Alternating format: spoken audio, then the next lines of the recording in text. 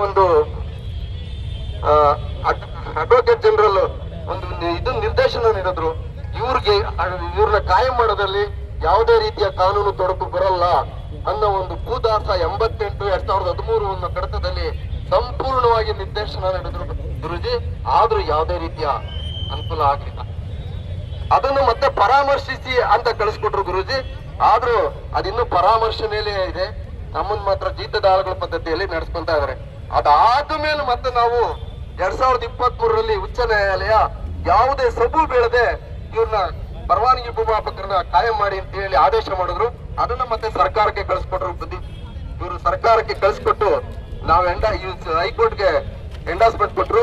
ನಾವು ನಮ್ಮ ಮಾನ್ಯ ಆಯುಕ್ತರು ನಮಗೊಂದು ಭರವಸೆ ಕೊಟ್ಟಿದ್ರು, ನಿಮ್ಮನ್ನ ಅಪಾಯಿಂಟ್ ಮಾಡ್ತೀನಿ, ನಮ್ದು ಈ 10/4/2025 ರಾಷ್ಟ್ರೀಯ ಭೂಮಾಪನ ದಿನಾಚರಣೆಯನ್ನ ಸಕ್ಸಸ್ ಮಾಡಿ ಮಾನ್ಯ ಮುಖ್ಯಮಂತ್ರಿಗಳು ಆಗಮಿಸ್ತಾ ಇರೋದ್ರಿಂದ ಅಂತ ಹೇಳಿ ನಾವು ಆ ಉದ್ದೇಶದಿಂದ ನಾವು ಕಂಟೆಂಪ್ಟ್ ಆಫ್ ಕೋರ್ಟ್ ಅನ್ನ ಮಾಡ್ಲಿಕ್ಕೆ ಹೋಗ್ಲಿಲ್ಲ. ಮಾಡ್ತಾರೆ ಅನ್ನೋ ಒಂದು ತುಂಬಾ ಭರವಸೆಯಲ್ಲಿದ್ವಿ.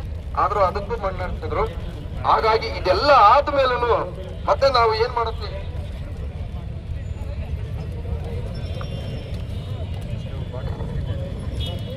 ಈ ಬೆಳಗಾವಿ ಅಧಿವೇಶನದಲ್ಲಿ ಮತ್ತೆ ನಾವು ಕ್ವಶನ್ ರೈಸ್ ಮಾಡಿಸಿದ್ವಿ.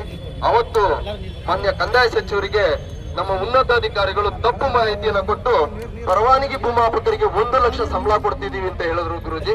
ನನಗೆ ಅದನ್ನ ದಾಖಲೆ ಸಮೇತ ಕೊಡಿ ಅಂತ ನಾನು ಇಲಾಖೆಯಲ್ಲಿ ಕೇಳಿದ್ರೆ ಯಾವುದೇ ಉತ್ತರ ಇಲ್ಲ. ಇದು 2013 ಅಂತ ಹೇಳಿ ನನ್ನನ್ನು ಮತ್ತೆ ಅದನ್ನ ತೋರ್ತಾರೆ. ಇಲ್ಲಿ ನಾವೇನಾದ್ರೂ ಕೇಳಕ್ ಹೋದ್ರೆ ಟಾರ್ಗೆಟ್ ಮಾಡಿ ನಮ್ಮ ಲೈಸೆನ್ಸ್ ಅನ್ನ ಕ್ಯಾನ್ಸಲ್ ಮಾಡುವಂತ ಒಂದು ಸದುದ್ದೇಶ ಇಟ್ಕೊಂಡಿದ್ದಾರೆ ಅವರು. ಈ ಎಲ್ಲಾ ಕಾರಣಗಳಿಂದ ನಾನು ಸೇವಾ ಶುಲ್ಕ ಅನ್ನೋದನ್ನ ತೆಗೆದು ನಮ್ಮನ್ನ ಕಾಯಂ ಮಾಡ್ಬೇಕು ಅಂತ ಹೇಳಿ ನಾನು ತುಂಬಾ ಹಂಬಲ್ ರಿಕ್ವೆಸ್ಟ್ ಅನ್ನು ಮಾಡ್ತಾ ಇದ್ದೀನಿ. ಅದಕ್ಕೆ ನೋಡಿ, ನಾವೆಲ್ಲರೂ ರೈತರು ಮಕ್ಕಳು. ಅದಕ್ಕೆ ಲಾಲ್ ಬಹದ್ದೂರ್ ಶಾಸ್ತ್ರೀಜಿ ಅವರ ಸ್ಲೋಗನ್ ತುಂಬಾ ಚೆನ್ನಾಗಿದೆ, ಜೈ ಜವಾನ್ ಜೈ ಕಿಸಾನ್ ಅನ್ನೋದು.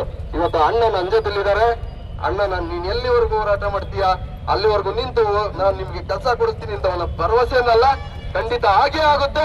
ಇದು ಶತಸಿದ್ಧ ಸೂರ್ಯಚಂದ್ರ ಶತಸಿದ್ಧ ಅಂತ ಹೇಳ್ತಾ ನಾನು ಮಾತನ್ನ ಮುಕ್ತಾಯ ಮಾಡ್ತಾ ಇದ್ದೀನಿ. ಶಶಿಕಾಂತ್ ಗುರೂಜಿ ಅವರಲ್ಲಿ ಮತ್ತೊಮ್ಮೆ ನಾನು ಪ್ರಣಾಮಗಳನ್ನು ಅರ್ಪಿಸ್ತಾ ಇದ್ದೀನಿ.